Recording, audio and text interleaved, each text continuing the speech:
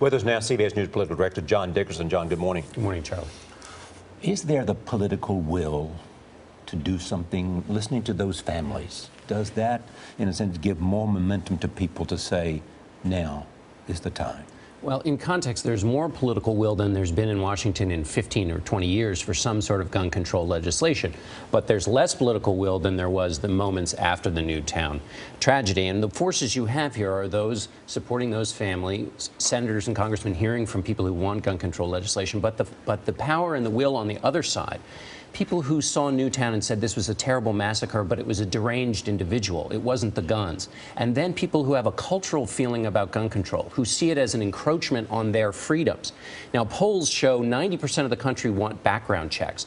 But the people who feel like gun control is an encroachment on their freedom are the ones who've been active, and they have the NRA on their side. And they're the ones who have the political action, and that's where things stand. 9 out of 10 Americans support universal background checks, and you can't even get the senators to agree on background checks. There may be a breakthrough this week from Senator Manchin and Toomey on that matter, but will it even get a vote? Well, the background checks is the key thing to watch. Democrats, Senator Schumer is pushing a bill that basically says we want to keep some records when we do the background checks in case there's a crime.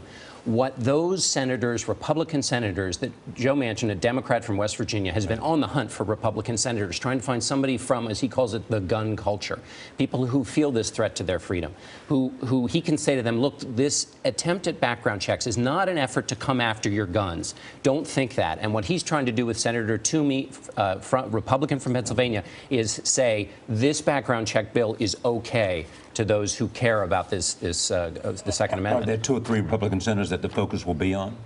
Well, there's Tom Coburn from Oklahoma has been in and out of these discussions, but he seems to have fallen out. The key here is a Republican senator who the NRA and people will look to and say he knows what those of us who are involved in guns care about. We're headed for a showdown, because here's the list of 13 Republican senators who are on record as saying they're going to filibuster any gun control legislation. Is this going to come down to Rand Paul, Senator Rubio against John McCain? Is this a fight that's going to happen that the Republican Party is going to fight on the floor? This takes us back to those families. All they're asking for is a vote. And what you heard Senator McCain say, Republican from Arizona, on Face the Nation was, I don't understand why these Republicans, his colleagues, don't even want to have the conversation in public. Now, that changes the dynamic. It's not about personal freedoms anymore.